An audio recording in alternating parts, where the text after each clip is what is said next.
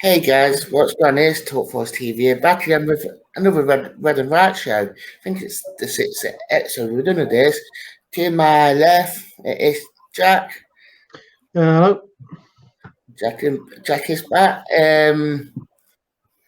Obviously, it's been another busy week in terms of Forest. Obviously, a lot little transfer news. Obviously, new CEO coming in as well. Yeah. What do you think?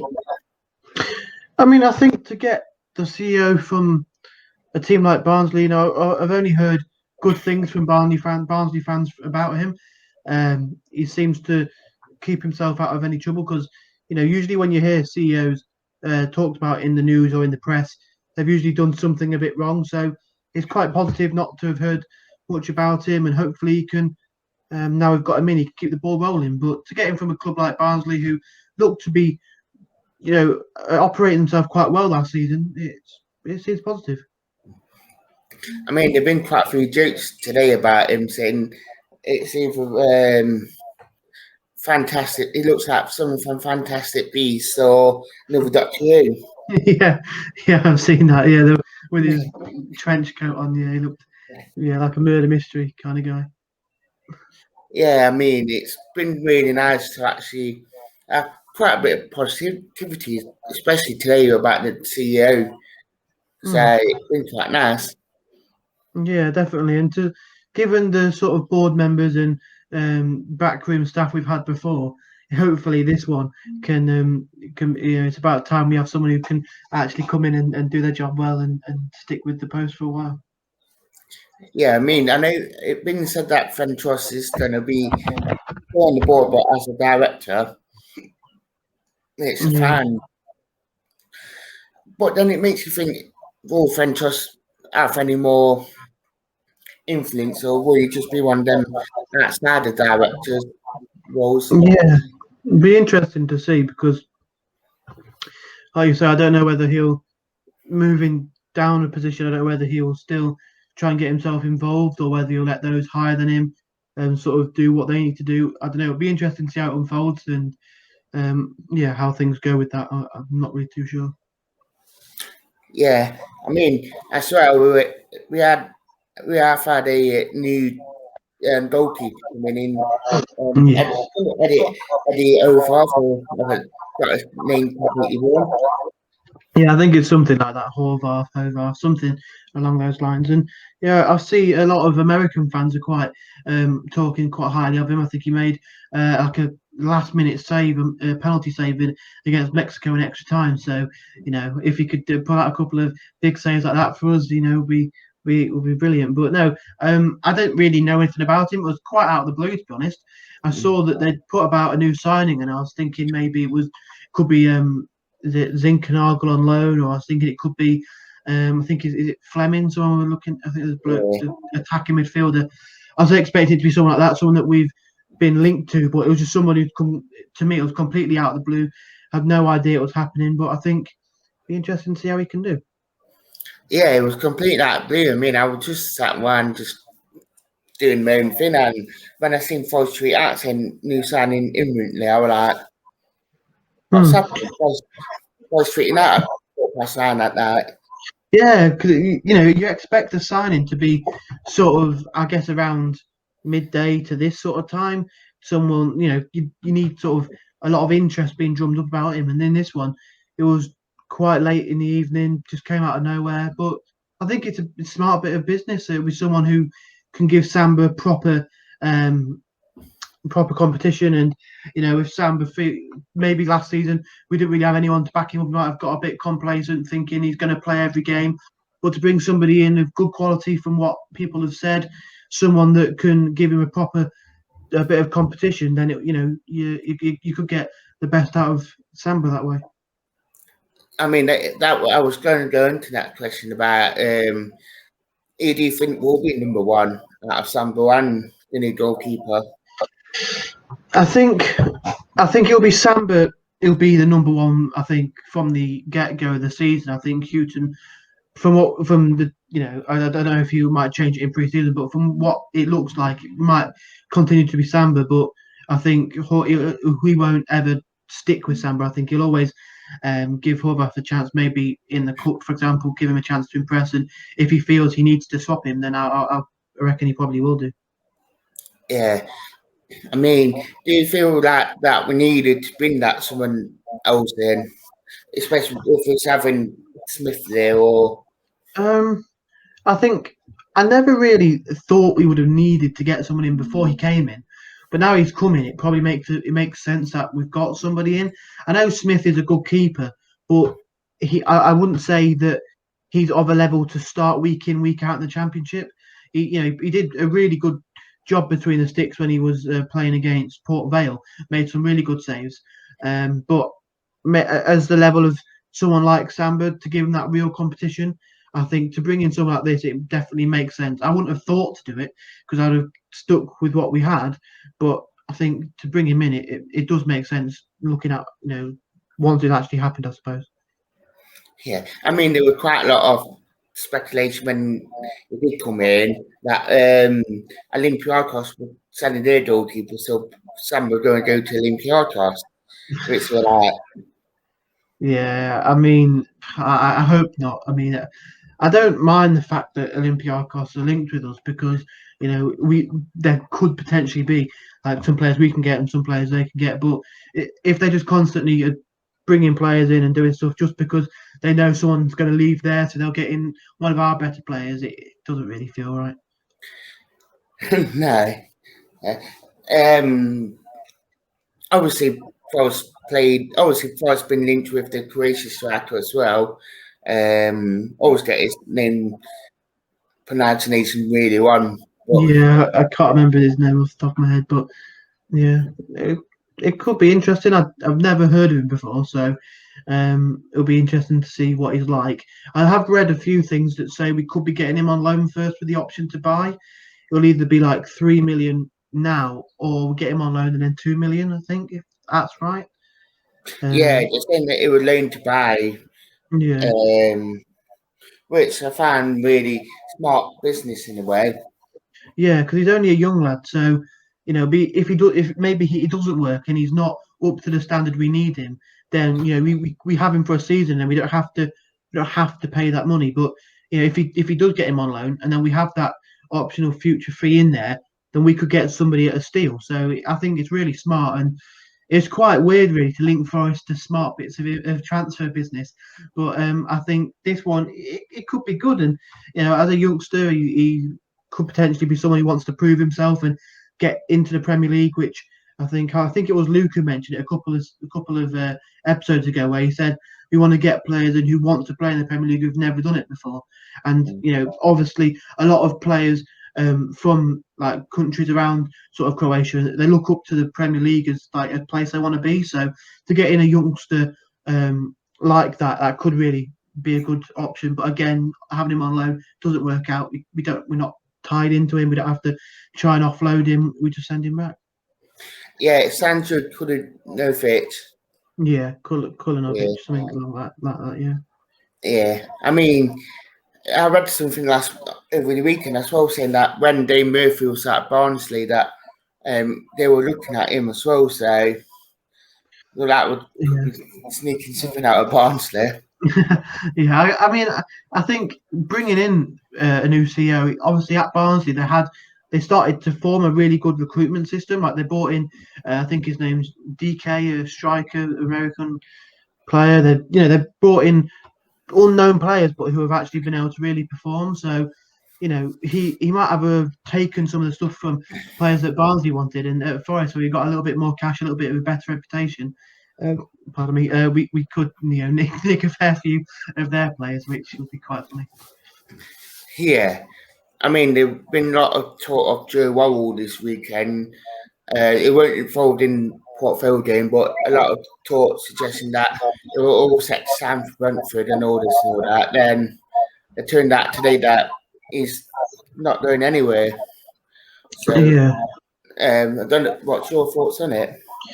I mean, I love Joe Worrell. He's probably my favourite player, to be honest. So I really hope that he stays, and I really hope that we can keep hold of him. Maybe I understand maybe this season if it doesn't work out, then I guess yeah, fair enough.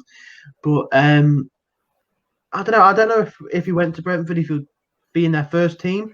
I understand, like with Cash going to Villa, they needed a right back, so it made sense. But they had a decent defence, to be fair, Brentford really last season. So they've got likes of Pontus Jansson and Pinnock and players like that. So I don't know whether he would play week in week out. But like you said, it all broke down. So like they say, if you can't rule him out of being a Forest player until he's holding up that shirt, signing the contract. So, if he's still here, then he's still a Forest player, and hopefully he can stay as a Forest player this season. Yeah, definitely. There've been quite a lot of football this past week. Obviously, the under 23s beating Lincoln and Leicester last week.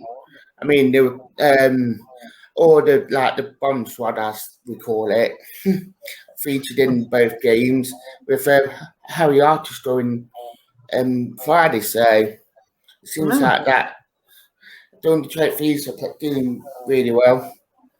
Yeah, I mean that's good to see. Obviously, we've got a little bit of a history with the under 23s in the academy, sort of bringing players through and that sort of thing. So for the younger lads getting a chance, that's really promising. And to beat a team like Lincoln, I'm not sure how strong Lincoln's 11 was, but it was quite a strong team as well. Oh, well, there we go then. To beat them 2-1 in the last minute goal, is quite good to see then in that case. And against Leicester, I'm guessing it'll be Leicester under 23 as well. That would be that's really good. Obviously, Leicester have got a very good setup, and obviously it pains me to say as a Forest fan, but they're doing really well. So to get a win against them also is great. And then with some of the players like Arthur getting a goal and the bomb squad getting a run out, then it's good to see. It's good to see. Hopefully, Houghton had his eyes on that as well, and might pick a couple of players up and put them in the first team. Yeah, I mean, David Taylor got scored last Tuesday, the winner, and there seemed to be another striker that be coming through. Olson, apparently he's 16 years old and he scored actually within 15 minutes. Wow, we could have something a little bit special on our hands then, if that's the case. Hopefully, hopefully he doesn't get nicked off us by somebody in the Premier League before he gets in the first team. Yeah, so it's quite nice to see we have got two really promising strikers in the youth setup. I mean, David Taylor was doing it back in the last season, but it's nice to see another youngster stepping up to 23s and even scoring an hat trick. It's quite good.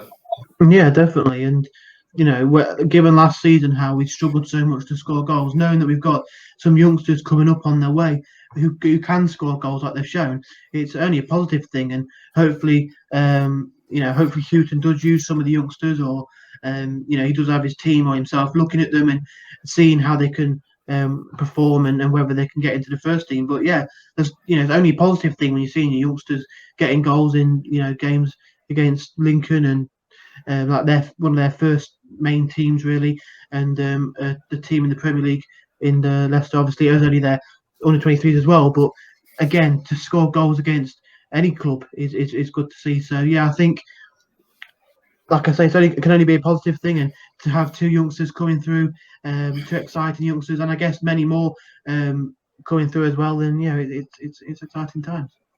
I mean, there were quite a lot of positivity that came out of the Port Vale game. I mean, I know we did the reviewing it, but it was quite nice to see all the youngsters, well, most of the youngsters being involved inside this win, and how comfortable they made it against Port Vale, especially that second half. Yeah, like we mentioned before we started, like Port Vale did not have a sniff in that second half. We just controlled the game, kept it at our pace, managed to bring players on, get them, feeling the ball, feeling a bit of match sharpness, and sort of getting minutes in their tank, which is really nice to see. I think seeing Richardson at left back was quite an interesting one. I think he's obviously been playing at right back quite a bit of his youth career, so to get him on the left back, maybe we need a left back. So whether or not he'll feature there at all, I don't know. But he looked pretty decent, I thought. And getting the youngsters in there, Fernandez playing at centre back, I quite like the look of him. It's really interesting, and hopefully Houghton will be able to utilise some of the youngsters rather than having to bring in older, experienced players. Because I think with the academy we've got, we definitely need to try and invest in our youth rather than bringing in players who are like Arthur and like your Bong and players like that. Yeah, I mean, I said it Sunday morning that Fernandez and Muto looked really comfortable Mm, at the yeah, back. I know Portville did put a bit of pressure on us, and Jordan Smith kept us in it, like kept us mm, keen to eat. But I mean, all that, I thought them to look really comfortable. And when yeah. Fauna came on, second half, he got really stuck in and actually just ran the show near enough. Yeah, and I think if we can't get Garner, I know we're front runners for him if he is allowed on loan. But if we can't get him, I don't see why we can't keep Fauna in the first team, give him a real go.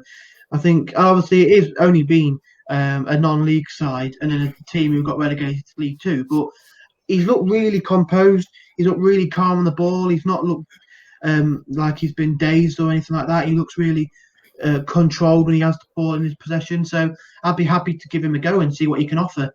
And Fernandez, I'd be happy to see him around the squad as well. You know, maybe playing in those League Cup games, FA Cup games, or games when players are a bit tired. I think him and So look really comfortable together. Yeah, I know that Wolves obviously with his transfer that gone off, and McKenna's on his holidays, and with no sign of Fig, obviously that Yeah. there's going to be one centre half position up anyway, so you might as well make that opportunity whilst you can. Yeah, definitely. And to give players the opportunity to show themselves when they know there could be a chance for them to make the first team. You know, it's okay in pre-season to put youngsters in, but some of them might just think, well, you know, you look at the players ahead of me. There's no real chance I'm ever going to get there. Definitely not this season. And you look at, but with the centre backs, you look at them, and there's definitely that opportunity for them to make that step up. And I think they're putting a good shift and a good audition, if you will, so far. Yeah, I mean we got Northampton tomorrow, and there have been quite a bit saying that a couple of the players that not didn't feature on Saturday will feature against Northampton, like your Johnson, your Joe Wall apparently, and quite a few others that not featured. Yeah, it'll be interesting to get them back, and hopefully we can get some fitness in their legs and things like that. But I think just because we've got some of those players coming back doesn't mean we can't use some of the players who have already featured. I think they've shown why they can play well, so why chuck them out as soon as the players come back? But no, I'd be happy to see some of the more first team players getting some minutes back in their tank and getting them back playing football, and hopefully it's not the last time we see one in a Forest shirt. Let's say that.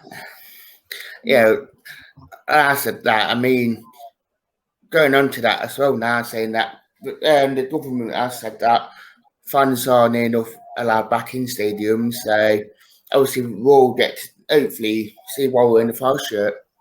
Yeah, it'd be great to get back to see the lads, and hopefully we can have a bit of something to cheer about. I mean, it was kind of a bit of a blessing in disguise, really, that fans couldn't be in last season because it would have been a horrible atmosphere. But Yeah, hopefully we can have something to cheer about and something to make a bit of noise for, and hopefully, like you say, we can see the likes of Wall back in a Forest shirt, and maybe a couple of new players coming in as well. yeah, definitely. I mean, fans will be going to Northampton, and obviously we got Crew on Saturday as well, so that will be another good game to for fans to see before we get Burnley at home. Yeah, Yeah, forgot who we got then. yeah, I think I mean it'll be great to hear the fans back again and see people back at football. Especially given the break we've had, there should be loads of fans, as many fans as we can get going down to these games. So hopefully we'll be able to make a bit of noise that way and cheer on the lads. Yeah, definitely. So I'd like to say thank you to Jack, hosting Yep, this, thanks for looking having back me. with, for coming on. Like to say thank you guys for watching, and away.